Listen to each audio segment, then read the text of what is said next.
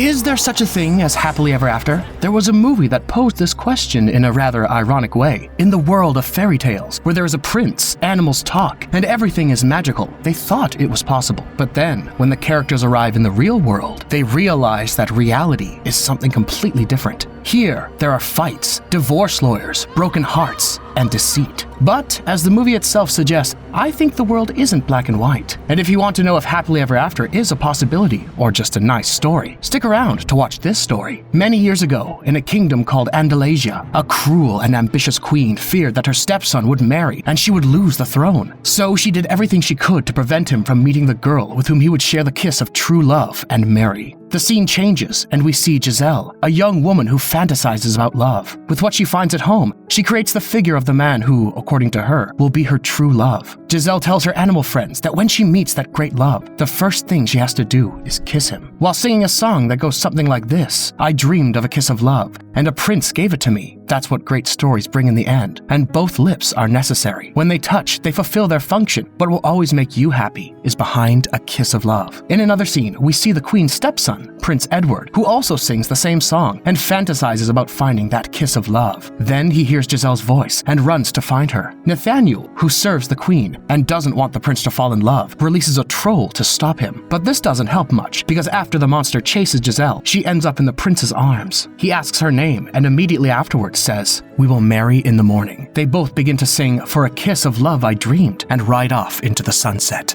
The queen sees everything from her oracle and decides she won't let that vermin take her throne, so she hatches a plan. When Giselle walks down the aisle in her white dress, the queen appears disguised as an old woman and leads her to a wishing well. Giselle hesitates, saying that her dreams are about to come true. She asks to live happily ever after with Edward, but at that moment, the queen pushes her, causing Giselle to fall into the depths of the well. Nathaniel asks where she sent her, and she replies, to a place where there is no happily ever after. Giselle travels through a kind of astral plane and emerges transformed. She is no longer a cartoon in an enchanted forest. She is now flesh and blood in the middle of New York City. She emerges from a manhole in Central Park, where the people stare at her strangely because of her giant, old-fashioned wedding dress. She doesn't understand what cars are, and in the crowd, she asks if anyone knows where the castle is, but this is no longer that world. Hours later, an old man steals her crown, and Giselle is left alone, soaked by the rain and lost in the city. The shot changes, and we see Robert, a divorce lawyer who lives alone with his daughter, Morgan. That night, he gives her a book about great women in history.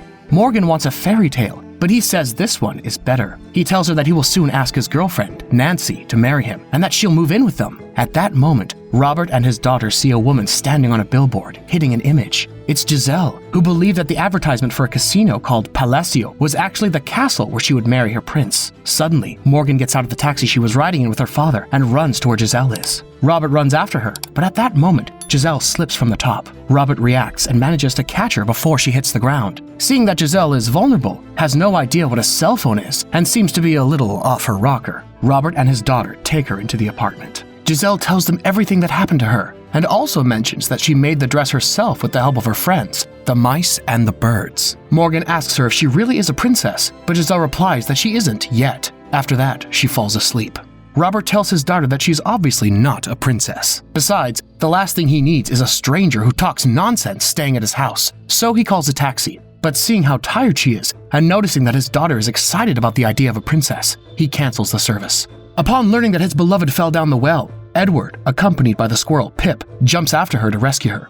When he emerges from the sewer, he asks some men if they have seen his beautiful lady, his other half, the answer to his love duo. Since they don't know what he's talking about, he continues on his way. Giselle gets up early and calls the animals of the forest to clean Robert's house. But in New York, the ones who respond are rats, cockroaches, flies, and some pigeons. Even so, they manage to leave everything spotless. Morgan wakes up and, seeing the scene, calls her father. But when he arrives, only the animals remain, and he quickly runs out of the apartment. Then he hears that Giselle is taking a shower. She innocently tells him he can come in while some pigeons hand her a towel. They begin to talk, but Giselle slips and ends up on top of Robert's body on the floor, covered only by the towel. Suddenly, Robert's fiancé enters the apartment. The scene she sees infuriates her, and she thinks her fiancé is fooling around with someone else. Giselle innocently tries to talk to her, but Nancy's so upset that she storms out of the apartment.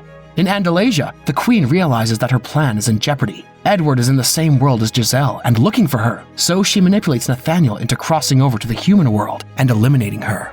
Nathaniel jumps to the fountain and arrives in the real world, where he finds the prince fighting with public transportation, believing it to be man-eating beasts. After calming him down, they go to a restaurant. From Andelasia, the queen sends him some poisoned apples in a pot of soup. Pip sees everything and tries to warn the prince with an Oscar-worthy performance, since in this world he can't speak. But since Edward has 2 brain cells and left one behind in Andelasia, he doesn't understand the warning message. We return to Giselle and Robert. He's just come out of a session with a couple who are getting divorced, but Giselle doesn't know this. She approaches them to tell them it's obvious they love each other and they're lucky to have each other. Robert pulls her aside and explains that they're divorced, they're no longer together and won't be together again. Giselle, upon hearing this, breaks down and cries in front of the clients, who take offense, believing it's some kind of manipulation, further complicating Robert's day. Fed up, Robert talks to Giselle. She asks him what that horrible place is where people separate forever, to which he replies, reality. He then takes her outside and, overwhelmed, gives her money to leave. Giselle apologizes, wishes him well, and leaves. But Robert regrets it. He knows she's too good to be alone, so he catches up with her and decides to walk with her for a while, taking things a little more lightly. Robert asks her how long she's been dating Edward, and Giselle replies that it's been 1 day and they're already getting married. Robert can't believe it. He questions how she can love him if she doesn't know him, and Giselle replies that she knows what's in his heart, whatever that means. She asks him the same question, and he says he's known Nancy for 5 years. Giselle is surprised and comments that that's probably why she's so angry. At that moment, Nathaniel appears, disguised as an apple seller. He gives one to Giselle, who accepts it without suspicion. They continue walking, and Robert explains that couples usually go out before getting married, go on dates, get to know each other, and talk about what they like and don't like. Giselle laughs and says they have very strange ideas about love. She also reminds him that he's forgetting the happily ever after. Robert replies that such a thing does not exist. A marriage is considered successful only if it does not end, and happiness takes a back seat. Giselle asks him if that's how he sees the relationship with Nancy. He replies that he doesn't know even if it will survive today, let alone a lifetime. It's time to talk about our protagonists, who are practically polar opposites. Let's start with Giselle. At this point, it's more than evident that she has a vision of love as we imagined it when we were children, like a fairy tale. She believes that a romantic relationship should be immediate, perfect, and will happen without effort or conflict. That a prince will suddenly appear, fall in love with her at first sight, and, riding on his horse, he will say, "We'll get married in the morning." Her idea of a relationship is not something that is built, nor is it a process. It seems to me that she sees it more as a kind of choreography that's already been written, with steps that just have to be followed. And to a certain extent, it is understandable that she thinks things work that way. She has literally lived her whole life in a fairy tale, and has never been exposed to a real relationship. She's only fantasized about one. This will be relevant later on. On the other hand, there's Robert, with a somewhat pessimistic view of love. Now, he's definitely more realistic than Giselle, and the advice he just gave her about dating is a much more down-to-earth idea about relationships. But this man's idea went from realistic to pessimistic. Robert sees romantic relationships as an extremely fragile process, practically doomed to fail from the start, and always at risk of breaking up. If Giselle believes in happy endings, Robert believes in inevitable endings. And it's precisely this way of thinking that has led Robert to live his life and his relationships in a specific way. For example, he's been dating Nancy for years and has not yet proposed marriage because he thinks things are on a bad streak and could end. So he's very cautious. This is why his current relationship is marked by the logic of prevention, not by commitment. And all of this is clearly evident in the conversation in the park, when Giselle told him how important it is to express love with small gestures and details. Robert didn't argue, but he didn't agree either. He believes that love is not sustained by flowers or songs, but by resistance. And rather than a partner with whom to live, love, and dream, he sees their relationship as a kind of arrangement to avoid being alone. Furthermore, when Giselle asked him if he thought he and Nancy would have a happily ever after, his answer said it all. He's not sure, and deep down, he doesn't even seem to expect it because he doesn't believe such a thing exists. Now, that doesn't make him a bad person. I think quite the opposite. He's helped Giselle a lot. He's a functional, protective, and ultimately sensitive man, but deeply skeptical. And he represents that adult who has lived, loved, lost, and now takes care not to sink again. Just as Giselle thinks that's the way things are because of her experiences, Robert feels the same way. All we know about him is that he's divorced, but at some point, we'll understand his case in more depth, which will allow us to understand him thoroughly. Just a quick pause to say that if you're enjoying this video and haven't subscribed yet, please consider subscribing. It would mean a lot and really helps me keep making more videos and content like this. Alright, let's get back to the story. Then Giselle starts singing a song in the middle of Central Park, and many people join in. The song says that it's not enough to feel love. You have to express it with concrete actions, daily gestures, and visible signs of affection. It also conveys the idea that love should not be taken for granted. Even in a stable relationship, it's important to remind the other person that they are loved. In the middle of the song, Giselle gets a floral arrangement, writes some letters, and asks her friends, the pigeons, to take them to Nancy at the office. We also see that Robert is not a man who likes to sing or dance, and in general, he does not seem very enthusiastic about romance. Minutes later, Robert receives a call from Nancy thanking him for the flowers. She found it a beautiful little gesture. When he arrives at the office, she's happier than ever and tells him that the misunderstanding with Giselle is no problem. She trusts that it was all a series of unfortunate events and understands that the girl needs help. Meanwhile, Prince Edward loses his last brain cell when he's hit by a group of cyclists, so he and Nathaniel go to rest at a hotel. There, they discover a magic mirror called television, where Nathaniel watches a soap opera called Days of Our Lives, with a scene where a woman breaks a man's heart by telling him she can't love someone who doesn't respect himself. This scene stirs something in Nathaniel, who locks Pip up and goes out into the street. Pip, however, manages to escape and secretly follows him.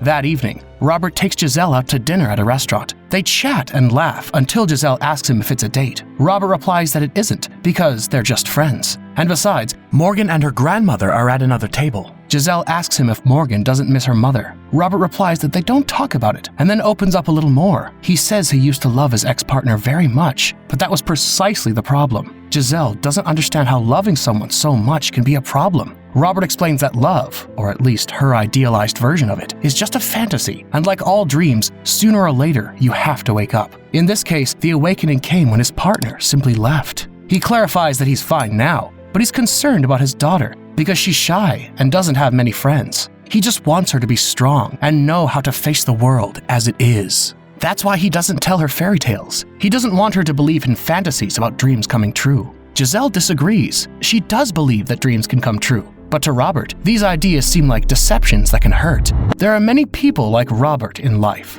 The way we think about love and many other experiences is often shaped by what we've been through. Giselle, for example, thinks the way she does because she's literally lived in a fairy tale. Robert, on the other hand, has more experience. He's developed a more mature view of love.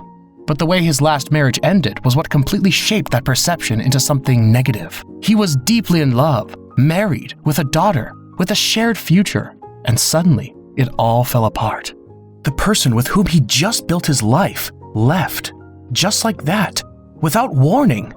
And more than one person will understand me when I say that a blow like that not only hurts, it also changes you. It makes it hard to trust again, because now you know everything that seems so solid can also disappear and cause the same pain.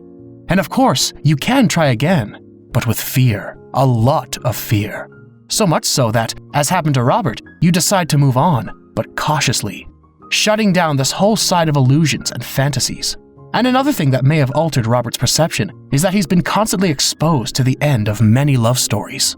As a divorce lawyer, he's witnessed the breakdown of many couples who surely end up very badly. And that also has an influence. It's as if you start hearing in your close circles that acquaintances have been unfaithful, or that their partners have been unfaithful to them. You might start to have certain doubts in this regard, because it's not easy to maintain a hopeful image of love when you spend your days watching others break up. That same vision, marked by disillusionment, is what he tried to convey to his daughter, probably with the intention of protecting her.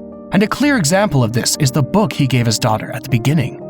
This way of thinking may seem like a good thing, because if you continue like this throughout your life, you'll most likely experience few disappointments in love and minimal pain. But to me, it seems that you would also be depriving yourself of what is possibly one of the best things this life has to offer, the experience of connecting with and loving another person deeply, without limitations, and without devotion. But after experiencing such strong disappointment, how can you change your perception of relationships again? Well, I think what remains is to take a risk. If you never give yourself the opportunity to open up to something new, you'll never find out if things could be different this time around. But we'll talk about that later. Nathaniel, disguised as a waiter, serves Giselle poison juice, but Pip shows up and spills it just in time. The squirrel causes a scene in the restaurant, manages to warn Giselle that Edward is looking for her, and then Nathaniel tries to get rid of Pip by throwing him into the oven on a pizza. But Pip survives without anyone noticing. Minutes later, a news program broadcasts the event, interviewing Giselle. When he sees it on television, he runs to find her after hearing the address. That night, Giselle tells him about the time Pip saved Little Red Riding Hood from being eaten by a wolf, a story that fills Morgan with excitement. She likes it so much that she even gives Giselle a goodnight kiss, a gesture that Robert sees from afar. Edward finds the building where Giselle is living. But since there are so many apartments and he has to search them one by one, it takes him a long time to do so. After the bedtime story, we see Giselle reading the book that Robert gave his daughter. He approaches her and thanks her for her gesture toward Morgan. Then he tells her that he knows how it feels when someone disappoints you, and that when that happens, it's easy to want to see the world as you would like it to be, instead of how it really is. He also hints that her supposed Prince Charming may never arrive. But he tells her that if things don't work out and she decides to stay in New York, she has his full support. Giselle thanks him, confident that Edward will come. But Robert replies, so what if he doesn't? He tells her that he sees cases like this every day, and that relationships that start badly are rarely saved. That's the last straw for Giselle, who feels anger for the first time in her life. She tells him that all he knows how to say is no. And after letting out everything she had inside, she laughs. It's the first time she's ever felt anything like this. Then she stares at Robert, approaches him, touches his chest, looks him in the eyes. Robert sees her lips and simply turns around and goes to sleep, leaving Giselle confused. The next day, Giselle cuts curtains to make herself a new dress, prepares breakfast for everyone, and just when it seems like they're going to have a normal day, Prince Edward walks through the door. Giselle gets nervous and asks Robert how she looks. He, looking at her with eyes full of love, tells her she looks beautiful, but the prince interrupts them. Giselle runs to greet him, and they have a happy reunion. She introduces him to her new friends, and Edward begins to sing the same song he sang when they first met. But this time, Giselle, without realizing it, doesn't sing along. The prince finds this strange. Even so, he tells her it's time to return to Andelasia to get married. Giselle doesn't immediately accept and suggests they go on a date. Edward is not sure what that means, but he agrees. Robert and Morgan say goodbye to Giselle, but there's sadness in the air. Morgan, in particular, is very upset, as she had grown fond of her. This moment is a turning point in the story, so let's recap. After reading a story to Morgan, we saw Giselle reading the book about the most influential women that Robert gave to his daughter. A book that is not about fantasy stories, but about real women. She then felt anger during the fight with Robert, then attraction, and in the end, she was left extremely confused. Why? Because Giselle, for the first time in her life, is falling in love with someone. And no, the prince doesn't count, because she had literally only been talking to him for a day, and you can only love what you know. Otherwise, it would just be attraction or interest. She felt those things for Edward, but since she had never been in love before, she confused them with love. On the other hand, who does she know better? Exactly, Robert. He has cared for her. He's listened to her. He has supported her. He has spent time with her. And although he does not call it that, they have been on several dates. They walked together in the park. They went out to dinner. They have talked for hours. And they've even laid their first disagreements. Giselle learned about his thoughts on love, his personal history, his concern for his daughter. Things that are not often mentioned in fairy tales, but which are essential in real life. And so, without realizing it, her view of love has begun to change. If at first Giselle believed that a relationship was built in a day and that was it, now she has experienced that a deeper connection involves time spent together, getting to know each other over time, because you have to update what you know about the other person, take care of the other person, and those little everyday gestures that, as they're repeated and with some time, can turn into love. And so she discovered that perhaps true love is not what she dreamed it would be, but it can be much more rewarding. All of this is seen by the Queen of Andelasia, who is furious with Nathaniel for not having fulfilled his mission. She insults him and says that she herself will take Giselle's life to defend her throne. Robert gets on with his life and takes on the case of the divorcing couple we saw at the beginning. But the couple tells him they've changed their minds. After talking to that red-haired girl, they thought about it a lot. Robert interrupts them to remind them that they had problems, but they respond that everyone has them. The important thing is to decide whether it's worth sacrificing the beautiful moments for the difficult ones. And they've already decided that it's not. Robert smiles. Meanwhile, the date between Giselle and Edward isn't going very well. They have little to talk about, and Giselle realizes that she isn't so compatible with him. But the prince doesn't notice anything, and he asks her if they can return to Andelasia to get married and live happily ever after. Giselle responds that she would prefer to take things more slowly and suggests going to a ball first. Edward agrees on the condition that they get married afterwards. Giselle returns to Morgan. They are very happy to see each other, and Giselle tells her that she's going to a ball that night, so they go shopping together. Meanwhile, the Queen manages to get to New York, finds Nathaniel, who's now a taxi driver, and locates the grand ball where Giselle and the prince will be. But Robert is also attending the ball with his partner. He didn't know Giselle would be there, but when he sees her from afar, he's speechless. Giselle looks at him and smiles. Giselle isn't the only one who has changed. Robert has too. Thanks to her, Robert has begun to transform his way of seeing love. The gesture she made by sending flowers to Nancy on his behalf without asking for anything in return made him realize something he had stopped considering, that small gestures of affection, no matter how small, also sustain a relationship over time. Another place where we saw this change reflected was in his work, when he saw that his own clients were putting their divorce proceedings on hold. He himself had once said that relationships that start with problems almost never work, but after talking to Giselle, that couple decided to give it another try. They told him something that stuck with him, that all couples have difficult moments, but the important thing is to decide whether it's worth sacrificing all the beautiful moments that love can give, to avoid the pain that sometimes comes with them. All of these things have made Robert stop seeing life as two extremes, either fairy tales destined to end, or cold agreements that had to be handled with caution so as not to get hurt. But his experiences have shown him that not everything is black and white, that even though love is not perfect or magical, it's not doomed to failure either. And above all, it's showing him that one is always one new experience away from changing one's understanding of love and the world. Sometimes all it takes is a different person, or a story, or a moment for everything to take on new meaning. But of course, to have one of those transformative experiences, you have to be open to taking risks. Because, as I like to say, connecting with another person so deeply, loving another, and being loved is the most beautiful thing in this life, even if you may encounter a few wounds along the way. Robert introduces Giselle and the prince to his partner, but Nancy seems quite interested in Edward. The master of ceremonies asks them to switch partners for a moment, and Robert and Giselle take the opportunity to dance and talk, creating a very romantic moment. They look into each other's eyes, clearly in love. When the excitement subsides, Nancy returns to Robert, and Edward and Giselle prepare to leave. But when she sees him with his partner, Giselle's heart breaks. At that moment, the Queen, disguised as an old woman, arrives at the ball and offers her a remedy to forget all the pain. One bite of the apple, and everything will return to dreams and happy endings. Giselle bites the apple and falls to the ground. The Queen transforms and takes her away, but Edward stops her. She tries to justify what happened, but Nathaniel appears, confronts her, and accepts his guilt. Edward remembers the story of true love's kiss and tries to wake Giselle, but it doesn't work. Then he realizes it must be Robert. Robert hesitates, saying he barely knows her, but Nancy looks him in the eyes and says, "Do it."